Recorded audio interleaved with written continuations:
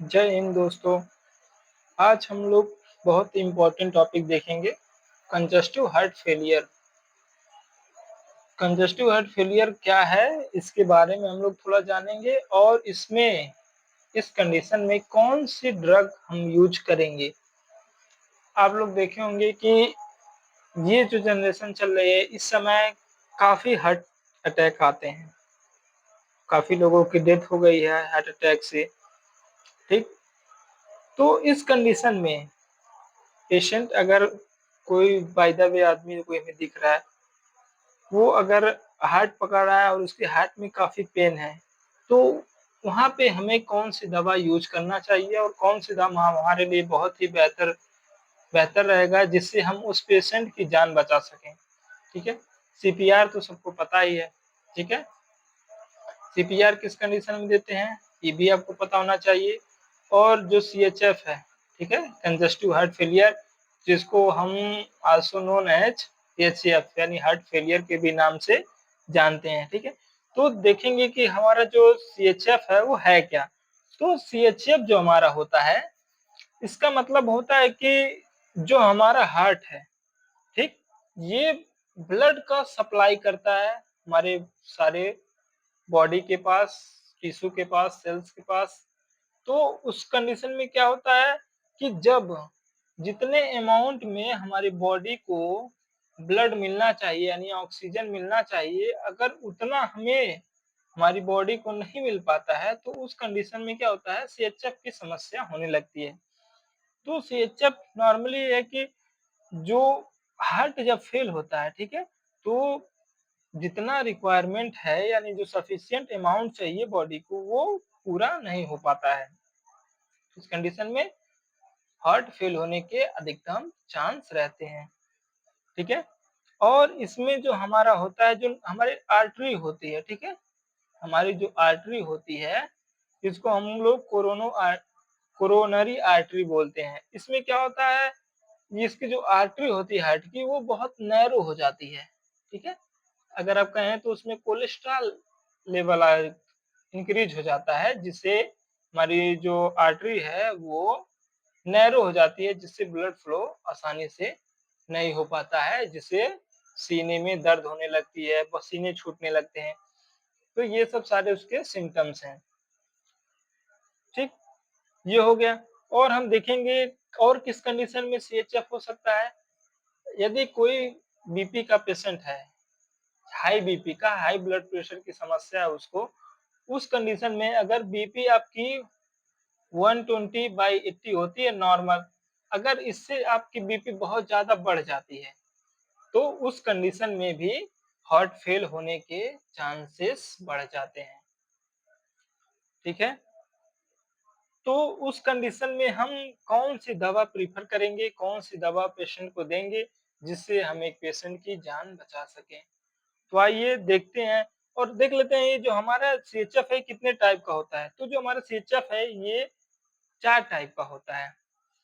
तो जो पहला हमारा होता है वो होता है लेफ्ट साइडेड हार्ट फेलियर, यानी जब पेशेंट अपने लेफ्ट साइड पे हाथ हाथ रख करके वो चीखे चिल्लाए, उसे दर्द की अनुभूति हो, तो हम इससे अनुमान लगाएं कि इसको कौन सी दिक्कत है, लेफ्ट साइडेड हार्ट फेलियर की समस्या है। और ये जस्ट अपोजिट राइट साइड वाले भी होता है, ये राइट साइड हार्ट अटैक भी हो सकते हैं, तो उसको हम राइट साइडेड हार्ट फेलियर कहेंगे, ठीक है? इन कंडीशन में क्या होता है, जो फ्लूइड होता है वो लंग्स में वापस आने लगता है, ठीक है? जिससे हमें क्या होती है, हमें सांस लेने में समस्या होती है, यानी हमारी जो ब्रीथिंग लेवल है वो शॉर्ट हो जाती है, शॉर्टनेस हो जाती है। उसमें हमें हार्ट अटैक आने की चांसेस बढ़ जाते हैं। और जो हमारा तीसरा नंबर होता है वो होता है सिस्टोलिक हार्ट फेलियर, ठीक है? और एक होता है जो लास्ट वाला चौथा, उसे हम डायस्टोलिक हार्ट फेलियर कहते हैं, ठीक है?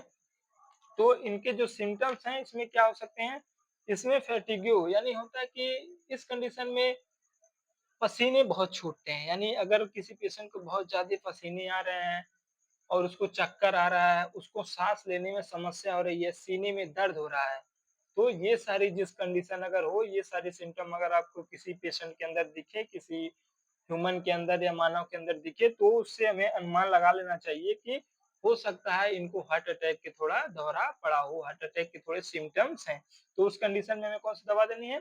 तो आइए हम देखते हैं कौन सी दवा हम प्रेफ़र करेंगे। जो है ये हमारा डाययूरेटिक है। डाययूरेटिक्स जो है इसमें लूप डाययूरेटिक्स होते हैं।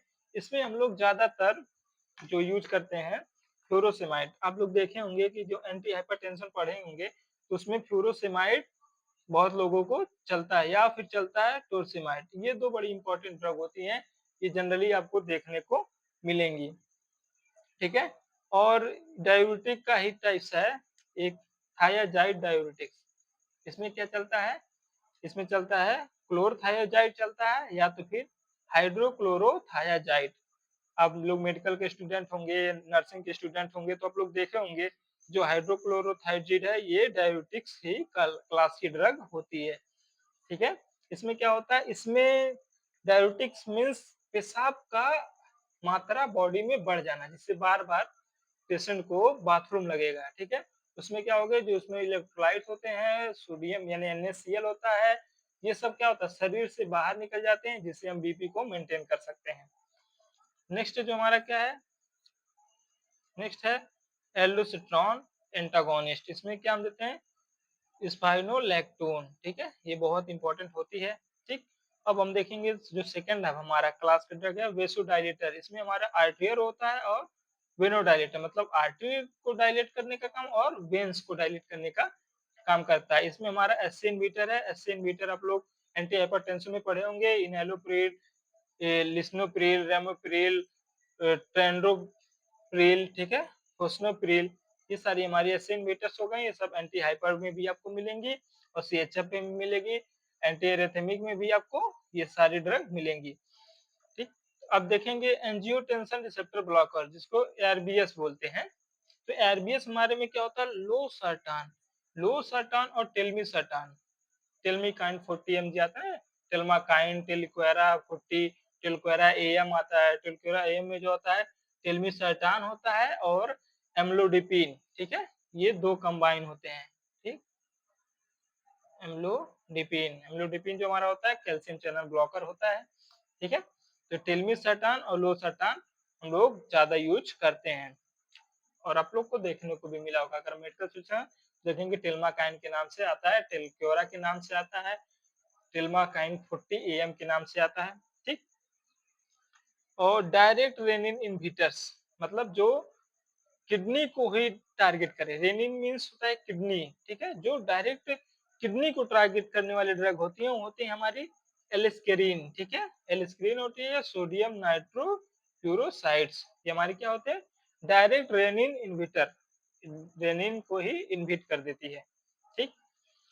सबसे मोस्ट इम्पोर्टेंट अगर किसी को हार्ट प्रॉब्लम होती है तो इसमें से हम जो 2 ड्रग है एक हमारा नाइट्रोग्लिसरीन है, एक आइसोसार्बाइड डाइनाइट्रेट।